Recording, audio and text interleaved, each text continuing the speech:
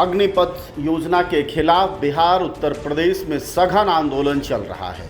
बलिया में ट्रेन चलाई जा चुकी, लखीसराय में आज फिर से एक बार ट्रेन फूंक दिया गया, समस्तीपुर के एक स्टेशन में आग लगा दी गई। वहीं छात्र पूरे बिहार के हर जिले में सड़कों पर हैं।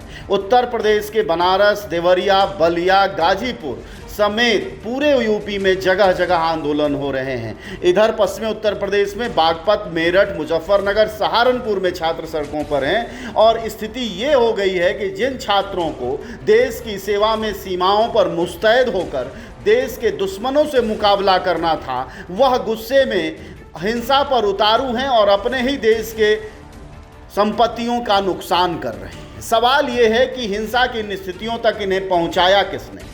यह जरूरी है समझना, क्योंकि जब आप सड़कों पर हिंसा में उतारू छात्रों को देखते हैं तो आपको लगता है कि यह सारा दोष इनका है।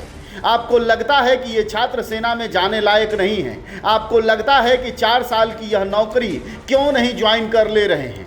पर जरा सोचिए कि जब यह आपके घर के युवा होंगे और जो सालों साल इंतज़ार कर रहे होंगे, जिनके माँ बाप किसी तरह दूध, अंडा और पपीता, केला और मांस खिला के इनको तैयार करते होंगे, वैसे में जब इनके सपने पर यह पर चलेगा हथौड़ा कि जो नौकरी 20 से 30 साल की होती थी वह 4 साल में तब्दील कर दी गई है, तो फिर ये सड़कों पर ना उतरें तो क्या करें?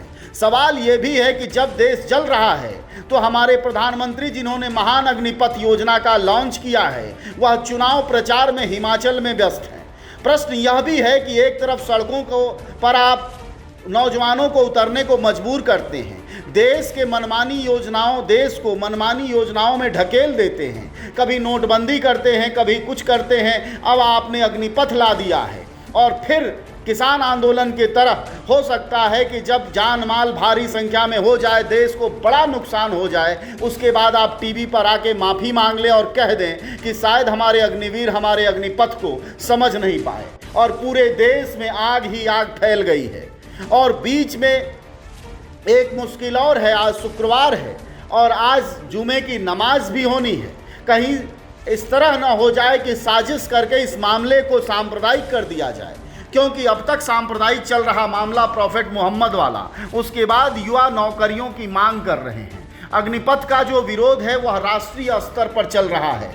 दक्षिण भारत से लेकर पूर्वी भारत तक लगातार आंदोलन हो रहा है। नौजवान सड़कों पर हैं, वो कह रहे हैं कि हम मुफ्त में अपनी सेवाएं देने को तैयार हैं, लेकिन वर्दी चाहिए 30 साल तक, हमें सैनिक का ग्रेड चाहिए। हम जो है अग्निवीर के बाद खेतीवीर नहीं बनना चाहते। उन्होंने बाकायदा एक वीडियो बनाया है, ये देखिए, जिसमें वो बता रहे हैं कि 4 साल बाद वह क्या करेंगे।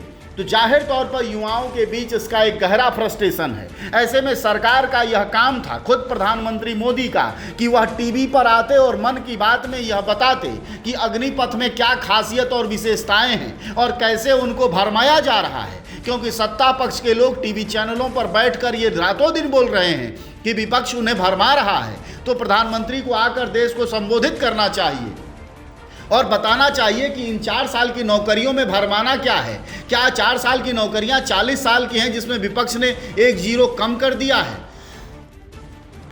जिस तरह से बनारस, गोरखपुर, इलाहाबाद, बलिया, गाजीपुर समेत बिहार के लखीसराय, आरा, पटना, छपरा, उधर समस्तीपुर, राजस्थान में, गुजरात में, यहाँ तक कि दक्षिण भारत में लगातार सड़कों पर युवा उतर रहे हैं, उससे लग रहा है कि अगले कुछ दिनों में और दिक्कतें पैदा होंगी अगर इस आंदोलन को नहीं रोका गया। यह हिंसात्मक होगा। आंदोलन को रोकने का तरीका कहीं से भी लाठी और गोली और आंसू गैस के गोले का अख्तियार सरकार को नहीं करना चाहिए, बल्कि वार्ता करनी चाहिए।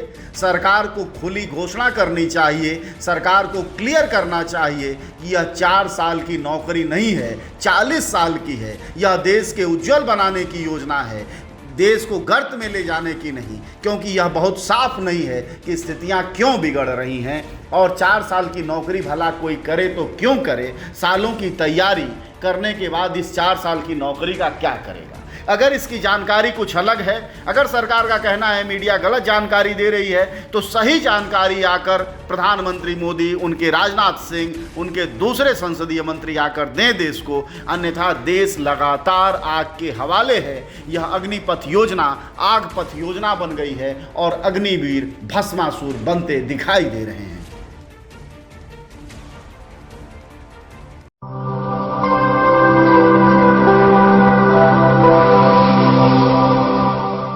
जन ज्वार जनता की